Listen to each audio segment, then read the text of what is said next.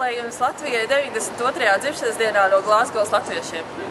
Novēlam nenolaist rokas, plaukstošu nākotni, rūpēties par tautiešiem, ražīgu un panākumiem bagātu gadu, kā arī nepazaudēt latvisko identitāti plašajā pasaulē.